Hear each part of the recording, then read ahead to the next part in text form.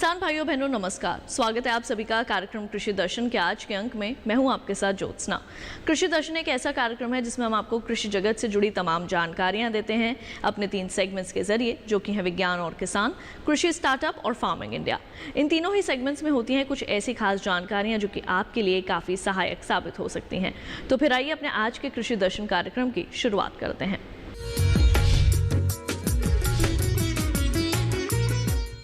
आइए कार्यक्रम की शुरुआत करते हैं हमारे पहले सेगमेंट विज्ञान और किसान से।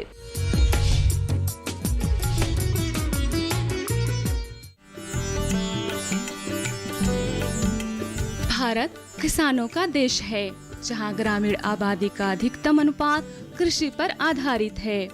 माननीय प्रधानमंत्री ने 13 जनवरी 2016 को एक नई योजना प्रधानमंत्री फसल बीमा योजना का अनावरण किया। यह योजना उन किसानों पर प्रीमियम का बोझ कम करेगी जो अपनी खेती के लिए ऋण लेते हैं, और खराब मौसम से उनकी रक्षा भी होगी। इस योजना को लेकर प्रधानमंत्री मोदी की अध्यक्षता में 19 फरवरी 2020 को कैबिनेट की एक बैठक आयोजित की गई, जिसमें फसल बीमा स्कीम में बड़े बदलावों को मंजूरी मिली। और इस बदलाव को लेकर कहा गया कि योजना को लेकर कुछ शिकायतें मिली थीं, लेकिन अब उसे दूर कर लिया गया है। अब किसानों के लिए स्वैच्छिक बना दिया गया है। इसका मतलब ये हुआ कि अब योजना का लाभ लेने वाले किसान अपनी मर्जी से बीमा ले सकेंगे। अब तक किसानों के लिए बीमा को अनिवार्य रखा गया था। प्रधानमंत्री फसल योजना के ट्विटर पर इस संबंध में जानकारी दी गई।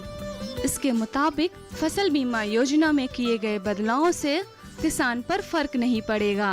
प्रधानमंत्री फसल बीमा योजना को पारदर्शी और भ्रष्टाचार मुक्त बनाने के लिए कुछ एहतियाती कदम उठाए गए हैं। इसके लिए 55 जिलों को चुना गया है, जहां पिछले 3 वर्षों में कई तरह की गड़बड़ियां की गई थीं और राज्य उसे रोकने में नाकाम रहे, जिससे उनकी जिम्मेदारियां बढ़ा दी गई हैं। केंद्र ने किसी भी तरह से अपनी वित्तीय जिम्मेदारियां कम नहीं की हैं। प्रधानमंत्री फसल बीमा योजना और मौसम आधारित फसल बीमा योजना अब स्वैच्छिक होगा।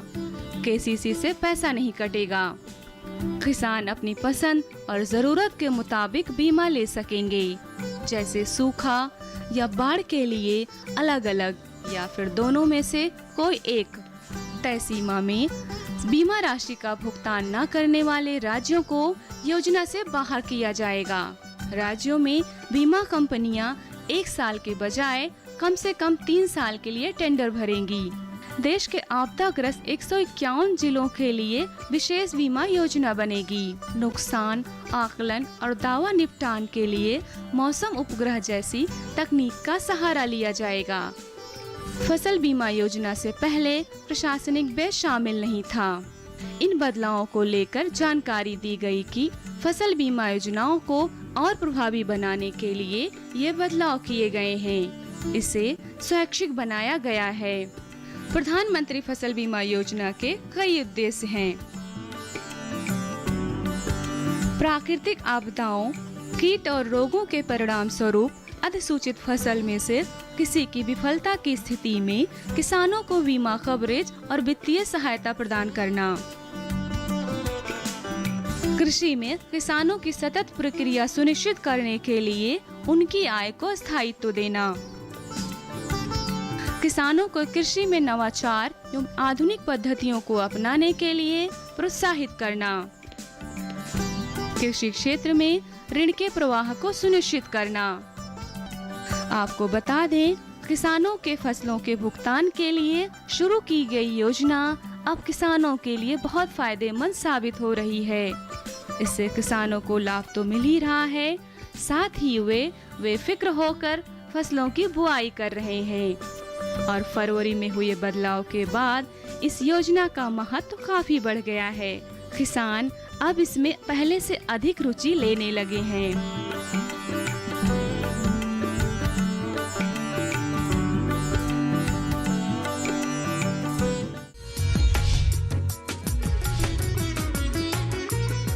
तो अभी आपने देखा सेगमेंट विज्ञान और किसान। इसके साथ ही कार्यक्रम कृषि दर्शन में वक्त हुआ है एक छोटे से ब्रेक का। जल्द लौटेंगे वापस अपने अगले सेगमेंट के साथ। आप देखते रहिए दूरदर्शन किसान।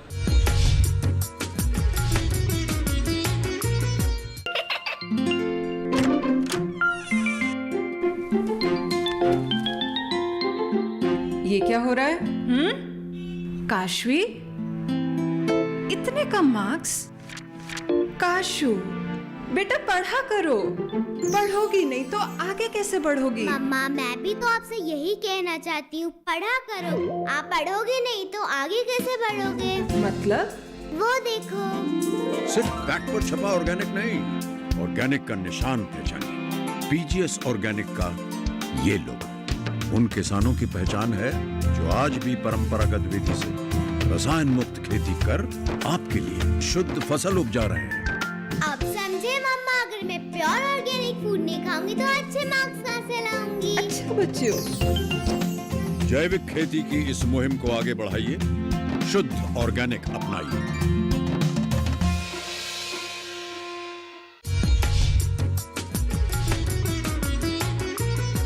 ब्रेक के बाद एक बार फिर आप सभी का स्वागत है कार्यक्रम कृषि दर्शन में। आइए कार्यक्रम को बढ़ाते हैं आगे और अब देखते हैं सेगमेंट कृषि स्टार्टअप। किसान भाइयों बहनों, अपने इस सेगमेंट में हम आपकी मुलाकात करवाते हैं एक ऐसे कामयाब किसान से जो कि आज दूसरे किसानों के लिए मिसाल बन चुके हैं। तो आइए देखते हैं उनकी कामयाबी की ये कहानी।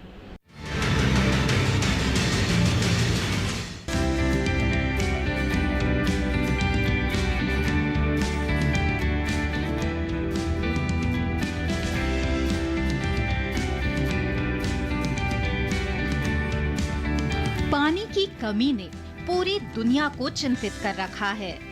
बगैर पानी के इस धरती पर जीवन की कल्पना नहीं की जा सकती है। इंसान और जीव जंतु तो छोड़िए, पेड़ पौधे और वनस्पति तक का इस धरा से नामो निशान मिट जाएगा।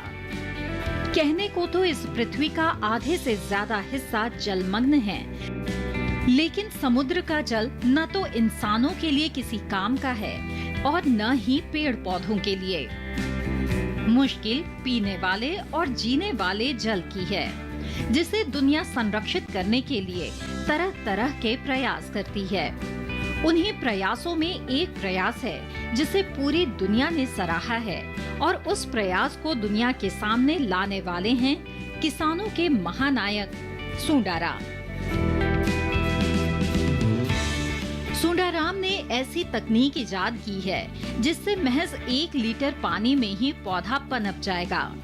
तकनीक को खोजने में तो समय नहीं लगा, लेकिन उसका परीक्षण और नतीजों को सामने लाने में 10 साल का लंबा वक्त लग गया।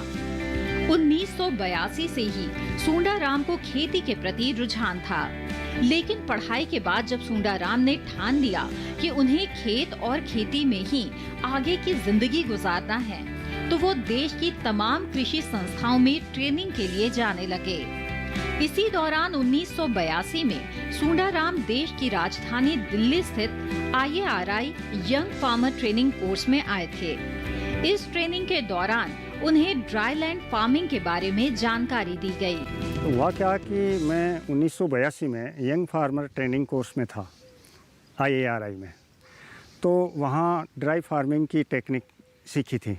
सितंबर आ गया, जो पौधे लगाने हैं वो छोटे छोटे 1-1 लीटर के खड्डों में आप वो करके उसमें पौधे लगा दिए, और कि सर्दियों गर्मियों में जब आएगी तो ज़्यादा बड़े गड्ढे करके पानी दे देंगे। हुआ ऐसा कि हम पानी न सर्दियों में दे सके न गर्मियों में, लेकिन पौधे जिंदे रहे। तो फिर मुझे वो ड्राई फार्मिंग वाला कॉन्सेप्ट याद आया। पानी के संरक्षण की इस प्राकृतिक व्यवस्था को समझकर सूंडाराम ने रेगिस्तान में हरियाली का मंत्र खोज लिया और महज 1 लीटर पानी से किसी भी पौधे की जीवन यात्रा को अमर कर दिया। इस तकनीक में जो 2 गहरी जुताई होती है, एक मानसून के पहले मानसून के बाद में, एक आखिरी मानसून के तुरंत बाद में, तो उससे खरपतवार भी नष्ट हो जाती है और ऊपर से जुताई करने से जो कैपिलरीज बनती हैं, सुराखें बनती हैं, वो भी टूट जाती है। तो वो जो नीचे का पानी आकर इकट्ठा हो रहा है वो पौधे की जड़ें ले लेगी और उससे पौधा अपने आप। इसी तकनीक से सूंडाराम ने अपने खेत और बगीचे में नीम, शीशम, आड़ू, खेजरी के पेड़ लगाए। इस बगीचे में ये फलदार आंवले के पेड़ भी सूंडाराम ने 1 लीटर पानी वाली तकनीक से लगाए और सूंडाराम का दावा है कि ये आजीवन जिंदा रहेंगे। तकनीक आसान है। दरअसल बरसात में पौधे लगाने से उन पौधों की जड़ें हमेशा ऊपर की तरफ रहती है, लेकिन इस तकनीक में पौधों को सितंबर में लगाया जाता है क्योंकि इस दौरान ऊपर नमी कम होती है और नीचे नमी ज्यादा होती है, जिससे पौधा पानी की तलाश में अपनी जड़ें नीचे की तरफ बढ़ाता है और यही जड़ें उसे जीवन भर के लिए मजबूती देती है। ऊपर फिर तपती गर्मी क्यों ना हो, पौधा नीचे गहराई की नमी लेकर जिंदा बना रहता है। एक तो ये है कि इस तकनीक को जब ये सबसे पहले इसको देखा कि ये तकनीक सफल हो सकती है, तो मैंने करीब 8-10 तरह के पौधे उन पर परीक्षण किया अपने खेत में अलग अलग समय पे, और उसमें शीशम भी था, नीम भी था, अर्डू भी था, रोइडा था और खेजड़ी थी, बेर था और ये आंवला था, कैरुंदा था, ग्राफ्टेड बेर भी था। तो ये इन सब चीज़ों पे 4-5 तरह से अलग अलग रेप्लिकेशन में इनको मैंने टेस्ट किया अपने पूरे खेत में। तो उसके बाद में 10 साल बाद में ये तय हो गया कि ये टेक्निक बहुत अच्छी है। जिंदगी में सूंडाराम ने खूब चुनौती ली थी ये कि देसी बाजरा की बालियों में एक रूपता लाना मुश्किल ही नहीं, नामुमकिन काम है। सूंडाराम कोई ब्रीडर यानी पादप प्रजनक नहीं थे, एक साधारण किसान थे। बावजूद इसके उन्होंने चुनौती को स्वीकार किया और महज 3 साल में उन्होंने बाजरे की फसल में एक रूपता लाकर दिखा दिया। कहा था कि आप बाजरे के चक्कर में मत पड़ना, पूरी जिंदगी में भी यूनिफॉर्म नहीं लेके आओगे बाजरे को, देसी को। तो हमने 3 साल में लेके आ गए। फार्मर इनोवेशन के मामले में राजस्थान का स्थान अग्रणी है। इस राज्य के किसानों को हर साल इनोवेशन के लिए कोई न कोई अवार्ड मिलता है और इसके पीछे सूंडाराम जैसे नायकों की भूमिका अहम है। सूंडाराम का फॉर्मूला सीधा है, स्वदेशी ज्ञान और नए ज्ञान का समन्वय करके इस देश के किसानों को और कृषि को आगे, बहुत आगे ले जाया जा सकता है। तो अभी आपने देखा सेगमेंट कृषि स्टार्टअप। इसके साथ ही कार्यक्रम कृषि दर्शन में वक्त हो चला है एक और छोटे से ब्रेक का। जल्द लौटेंगे वापस अपने अगले सेगमेंट फार्मिंग इंडिया के साथ। आप देखते रहिए दूरदर्शन के साथ। देश है। भारतीय अर्थव्यवस्था में कृषि एक मुख्य स्तंभ की तरह है और हमारे किसान अन्नदाता। लेकिन कभी कभी प्रकृति के सख्त तेवर के कारण हमारे किसानों को उचित कृषि उत्पाद हासिल नहीं हो पाता। ऐसी स्थिति में उन्हें सुरक्षित रखने के लिए प्रधानमंत्री फसल बीमा योजना प्रदान की गई है। प्रधानमंत्री फसल बीमा योजना को किसानों तक पहुंचाना और उन्हें लाभान्वित करने का काम बैंक और राज्य स्तरीय बैंकर समितियां यानी SLBC की हैं। इनमें सार्वजनिक और निजी वाणिज्यिक बैंक के अलावा क्षेत्रीय, ग्रामीण, सहकारी बैंक के साथ साथ कई प्राथमिक कृषि सहकारी ऋण समितियों को भी शामिल किया गया है। इस योजना का लाभ उठाने के लिए किसानों का नामांकन जरूरी है। इस समय 540 बैंक की 1.5 लाख शाखा के द्वारा किसानों का नामांकन किया जा रहा है। प्रधानमंत्री फसल बीमा योजना एक कारगर उपाय है। ये हमारे लिए सुरक्षा कवच की तरह है। फसल अगर बर्बाद भी हुई तो भी हमें मुआवजा मिल जाता है। जमीनी स्तर पर की गई समीक्षा और अध्ययन के आधार पर कृषि मंत्रालय भारत सरकार की योजना प्रधानमंत्री फसल बीमा योजना में कई बदलाव किए गए हैं। इस बदलाव के कारण किसानों की समस्याओं का निदान कर उन्हें और सशक्त बनाया जा सकेगा। इसके अलावा SLBC और बैंकों के कार्यों और भूमिकाओं को और अधिक विस्तृत किया गया है। इसके अंतर्गत प्रधानमंत्री फसल बीमा योजना में किसानों का नामांकन अब उनकी इच्छा पर निर्भर है। वो नामांकन के लिए स्वतंत्र हैं। योजना के बेहतर कार्यान्वयन के लिए बैंकों के कार्यों में किसान अकाउंट के दावे का निपटान, ऋणी किसानों का प्रीमियम काटना और गैर ऋणी किसानों से प्रीमियम जमा करवाकर बीमा कंपनी को भेजना, राष्ट्रीय फसल बीमा पोर्टल पर किसानों के विवरण की अपलोडिंग, फसल हानि की समीक्षा को सुनिश्चित करना और किसानों की फसल हानि की सूचना बीमा कंपनी तक पहुंचाने का काम भी बैंकों के द्वारा ही किया जाएगा। इसी प्रकार योजना को क्रियान्वित करने वाले बैंक योजना से संबंधित विशेष जागरूकता अभियान को समय समय पर ऋणी और गैर ऋणी किसानों के लिए आयोजित करेंगे। ऋणी किसानों को योजना में भाग लेने के लिए उन्हें कॉल या SMS के द्वारा भी संपर्क और सूचित किया जाएगा। नामांकन की सुविधा के लिए जन धन खाता या बचत खाते का होना जरूरी है। गैर ऋणी किसानों का बैंक में खाता मौजूद नहीं है तो पहले उनका बचत खाता खोलकर सभी सुविधाएं दी जाएंगी। बैंक की शाखाओं को घोषणा पत्र की हार्ड और सॉफ्ट कॉपी को भविष्य में पत्राचार के लिए संभाल कर रखना होगा और उसकी एक कॉपी या एक्नॉलेजमेंट किसान के हवाले किया जाएगा। नामांकन के लिए कट ऑफ डेट से 2 दिन पहले तक बीमा के लिए फसल का नाम बदलने का प्रावधान होगा। बैंक की शाखाएं नेशनल क्रॉप इंश्योरेंस पोर्टल पर सभी विवरण भी दर्ज करेंगी। सभी किसानों और विशेष ऋणी किसानों के आधार नंबर को जांचकर बैंक द्वारा अपडेट किया जाएगा। राज्य और जिला अधिकारी संबंधित एजेंसी और बीमा कंपनी के समक्ष किसानों को शिकायतों की सुविधा प्रदान करने का काम भी बैंकों के द्वारा किया जाएगा। SLBC बैंकों के लिए स्थापित एक शीर्ष संस्था है। यह संस्था राज्य सरकार और भारत सरकार के साथ समन्वय स्थापित कर सदस्य बैंकों के द्वारा प्रधानमंत्री फसल बीमा योजना को क्रियान्वित कर भारत के किसानों को सशक्त करने का काम कर रही है और उसका सीधा लाभ हमारे देश के किसानों तक पहुंचाया जा रहा है। सशक्त किसान, देश की शान।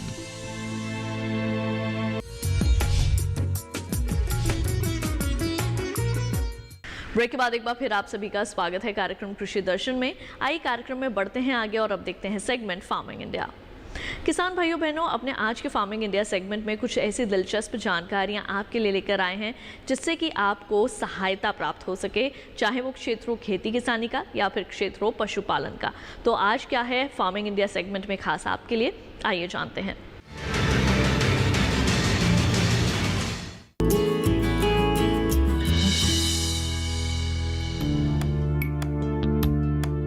मणिपुर भारत के उत्तर पूर्वी छोर पर स्थित एक छोटा सा राज्य है। यहाँ पर प्रतिवर्ष साल में 1000 मिलीमीटर से 2000 मिलीमीटर तक वर्षा होती है और साल भर में 4 डिग्री सेल्सियस से 29 डिग्री सेल्सियस तक का मौसम रहता है। इस राज्य पर भाप की मात्रा यानी रिलेटिव ह्यूमिडिटी लगभग 74% है।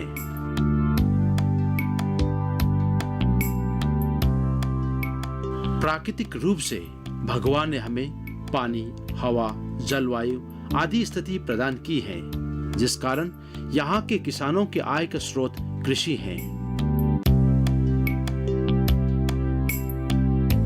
इस राज्य में कृषि को आय के स्रोत में लेने वाले जिलों में थौबाल जिला भी एक है।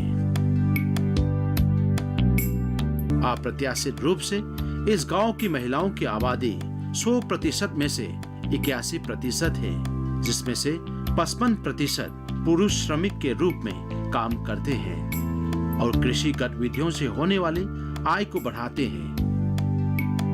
थौबाल जिले के लिलोंग सब डिवीजन के अंदर जो लेफ्राकपम गांव है, वहां की श्रीमती वैराकपम बिमोला देवी एक गृहिणी होने के नाते बाहरी गतिविधियों में भाग लेने में सक्षम नहीं थी, लेकिन एक महिला किसान के रूप में कृषि में उनकी रुचि के कारण बहुत अधिक है। वो पिछले 10 सालों से कृषि पर अपना जीवन समर्पित करती हुई आ रही है।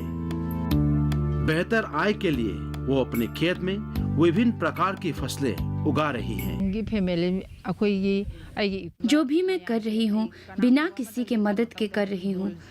अपने मेहनत से अपने बच्चों की परवरिश कर रही हूँ और उन्हें अच्छे से पाल रही हूँ।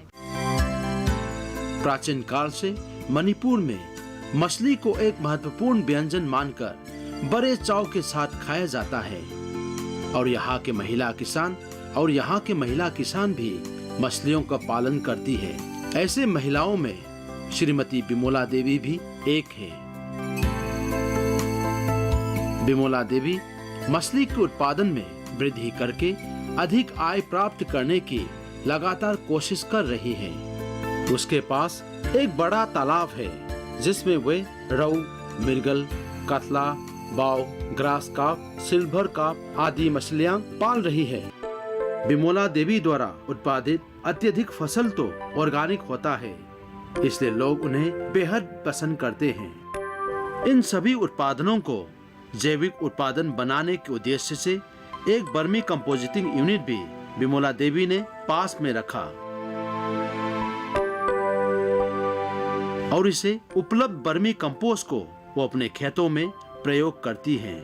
हमने किसी भी प्रकार का रसायनों का उपयोग नहीं किया है। 2 साल हो गए हैं मैं जैविक खेती कर रही हूँ। हम गोबर या खाद या वर्मी कंपोस्ट का उपयोग करते हैं। इसके अलावा सुअर पालन में भी हमने ट्रेनिंग लेते वक्त जो केमिकल्स के बारे में सीखा, उनमें से लकड़ी के टुकड़े, चारा और कोयले जैसी चीज़ हम सुअर बाड़ा में रखते हैं और उसी से खाद निकालते हैं और सब्जियों के लिए प्रयोग होता है। मणिपुर राज्य में दिन ब दिन आबादी बढ़ती जा रही है और उत्पादन में वृद्धि के लिए भी उपकरणों के संदर्भ में विभिन्न प्रकार की समस्याओं का सामना किया जा रहा है। ये महिला किसान अपने खेत में धान को उत्पादन बढ़ाने के लिए भी प्रयास कर रही है। SRI प्रणाली इस फसल किसान द्वारा उपयोग किया जाता है। बिमोला देवी का अंतिम उद्देश्य है अपने ही ग्रामीण महिलाओं को एक साथ जोड़कर कृषि के कार्यों की ओर ध्यान आकर्षित करते हुए मेहनत करने की आदत डालना और अधिक उत्पादन करके एक विकसित बनाना इनका एकमात्र उद्देश्य है। और इस उद्देश्य को पूरा करने के लिए महिलाओं को एक साथ जोड़ना।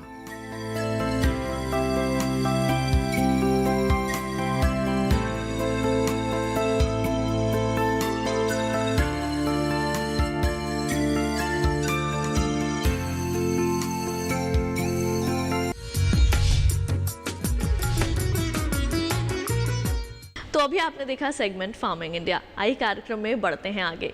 हमारे कई किसान भाई बहन ऐसे हैं जो कि खेती के आधुनिक तौर तरीके अपनाना चाहते हैं, यानी कि आधुनिक खेती करना चाहते हैं। लेकिन जब आप आधुनिक तरीके से खेती करते हैं तो कई तरह के सवाल भी आपके मन में उत्पन्न होते हैं, जिनका जवाब केवल एक कृषि विशेषज्ञ ही दे सकता है। तो क्या है आपके सवाल और क्या है आपके सवालों का समाधान, आइए जानते हैं कृषि विशेषज्ञ से।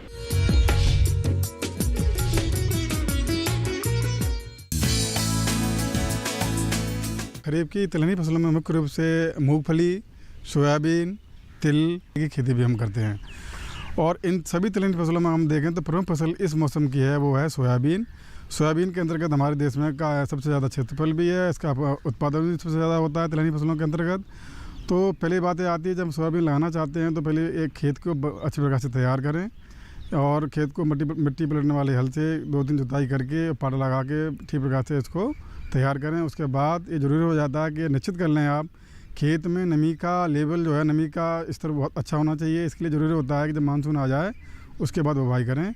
और जिन क्षेत्रों में सिंचाई की सुविधा उपलब्ध है वहाँ पहले बुवाई कर सकते हैं। लेकिन इसकी सोयाबीन की बुवाई में भी एक महत्वपूर्ण बात यह है कि आप जल्दी बुवाई कर देते हैं तो उसमें जैसे कि येलो मोजैक वायरस जो होता है, जल्दी वाली जो जैसे जून के आखिरी में, अब तो जुलाई का महीना आ चुका है, तो वहाँ पर ऐसे जुलाई में समस्या नहीं आती है। और जब मानसून आ जाए उसके बाद वो आप नमी का लेवल सही हो तो उसमें बुवाई कर सकते हैं। तो बुवाई करने से पहले से आपने तैयारी कर ली, उसके बाद ज़रूरी हो जाता है कि आप जानें कि उन्नतशील किस्में क्या हैं। तो सोयाबीन की कई सारी उन्नतशील किस्में हैं जो जिनमें रोगों के प्रति रोधकता भी है और उनमें तेल की मात्रा भी अधिक होती है, प्रोटीन कंटेंट भी ज़्यादा होता है और कई और इनका साथ साथ में कि आप देखेंगे तो अवधि काल भी कम होता है। तो इसमें जैसे हम बात करें JS 2029, JS 2039, JS 2034, JS 8021, PK 416, PK 472, NRC 2, NRC 1, NRC 7, ये प्रमुख किस्में हैं। इसके साथ साथ मुख्य क्षेत्रों में जैसे सोयाबीन की फसल में बहुत ज़्यादा रतुआ का रोग आ जाता है, तो रतुआ की रोकथाम करने के लिए किस्में जैसे कि PK 1029, PK 1024 ऐसी किस्में हैं जिसमें कि आप देखेंगे कि सोयाबीन की इन किस्मों में रतुआ का रोग नहीं आने पाता है। इसके साथ साथ में एक प्रमुख बीमारी जो आती है वो है येलो मोज़ेक वायरस, जो पीला जो वायरस होता है और सफ़ेद मक्खी होती है वो इसको फैलाती है। तो इसके लिए भी हमारे पास रोधक इसके लिए भी कुछ सहनशील कुछ किस्में हैं जिसमें कि आप PK 416, PK 472 और इसके साथ साथ में JS 8021 एक ऐसी किस्में हैं जिनको आप लगाते हैं तो इसमें पीला मोज़ेक वायरस का प्रकोप कम होता है। इसके साथ साथ में जैसे आप किस्मों का चयन कर लेते हैं तो उसके बाद में ज़रूरी हो जाता है कि आप इसकी बुवाई कैसे करें। बुवाई करने के लिए इसकी बीज दर और जो फसल की जो आप अंतराल होता है उसको जानना बहुत आवश्यक होता है। तो सोयाबीन का अगर हम बीज देखें तो अलग अलग प्रकार का होता है, मीन्स इसमें साइज उसका अलग अलग होता है। तो सबसे छोटी जो बीज जिनका होता है उन किस्मों के अगर आप बुवाई कर रहे हैं तो उसमें करीब 50 किलो बीज प्रति हेक्टेयर पर्याप्त रहता है। और मध्यम आकार के जो सोयाबीन के बीज होता है उसके लिए करीब 60 से 65 किलोग्राम बीज प्रति हेक्टेयर के लिए पर्याप्त रहता है। और जो बोल्ड सीडेड होती है सोयाबीन होती है जिसका बीज बड़े आकार का होता है उसमें करीब 80 से 85 किलोग्राम प्रति हेक्टेयर तक बीज इसमें लग जाता है। इसके साथ साथ इसमें जो अंतराल है वो करीब हम 45 सेंटीमीटर पंक्ति से पंक्ति की दूरी और 4 से 5 सेंटीमीटर पौधे से पौधे की दूरी रखते हैं। और इसकी अगर बुवाई लाइन में करना हमेशा लाभदायक रहता है। अगर लाइन में बुवाई करते हैं तो आपको जैसे दूसरे इसमें जो इंटरकल्चर ऑपरेशंस हैं, जैसे खरपतवार को नियंत्रण करना है, इसमें गुड़ाई करनी है, उसमें बहुत आसानी होती है। इसके साथ साथ में इसमें और भी क्रियाएँ करते हैं और हमको आसानी रहती है। बुवाई करने से पहले बीज का उपचार करना भी बहुत आवश्यक होता है। उपचार करने के लिए जैसे कुछ फफूंदी नाशक बीमारियाँ इसमें आती हैं सोयाबीन में, तो जिसमें हमने पहले भी बात की रतुआ की बीमारी है और भी कई सारी बीमारियाँ आती हैं इसमें गलन की बीमारी आती है, तना गलन होता है, रूट गलन होता है। तो उनकी रोकथाम करने के लिए बीज को आप कार्बेंडाजिम 2 ग्राम प्रति किलो बीज के हिसाब से उपचारित कर सकते हैं। इसके साथ साथ में जहाँ पे येलो मोज़ेक वायरस आता है जो सफ़ेद मक्खी फैलाती है उसमें भी बीज को आप जो है इमेडाक्लोप्रिड या मिथॉक्सिन करके एक कीटनाशक होता है, उसकी करीब 1.25 ml की मात्रा को 1 किलो बीज में मिला करके इसको ट्रीट कर सकते हैं। और जैसे कि आप जानते हैं सोयाबीन दलहनी फसल है तो हमको एक जो राइजोबियम का टीका होता है इसको हम ब्रैडी राइजोबियम बोलते हैं। तो पहले आप फंजीसाइड हैं और इंसेक्टिसाइड उनसे बीज को उपचारित कर लें। मानसून आने के करीब 1-2 सप्ताह के बाद जब खेत में नमी जब बहुत ज़्यादा ना हो उसमें अगर तिल की बुवाई करते हैं तो आपको निश्चित रूप से इस बीमारी से काफ़ी हद तक निजात मिल सकती है।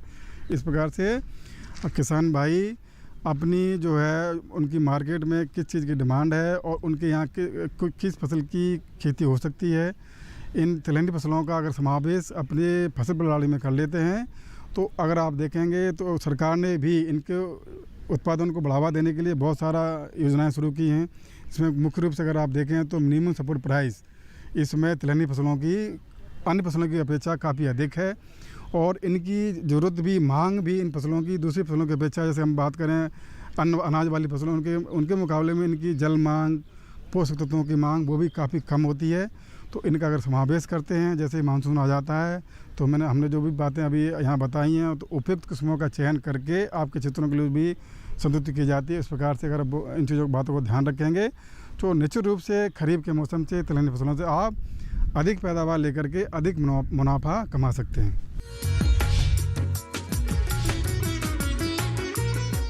तो किसान भाइयों बहनों, हमारे आज के कृषि दर्शन कार्यक्रम के इस अंक में बस इतना ही। कृषि दर्शन आपका अपना कार्यक्रम है। इस कार्यक्रम के लिए अगर आप अपने कोई सुझाव देना चाहते हैं तो फिर आप हमें पत्र लिख सकते हैं। हमारा पता है कृषि दर्शन, कमरा नंबर 10, CPC दूरदर्शन, खेलगांव, नई दिल्ली 110049। अगर आप हमें ईमेल करना चाहते हैं तो हमारा ईमेल ID है krishidarshandddk@gmail.com। तो हमारे आज के कृषि दर्शन कार्यक्रम में केवल इतना ही। मुझे दीजिए इजाज़त। आप देखते रहिए दूरदर्शन के साथ। नमस्कार।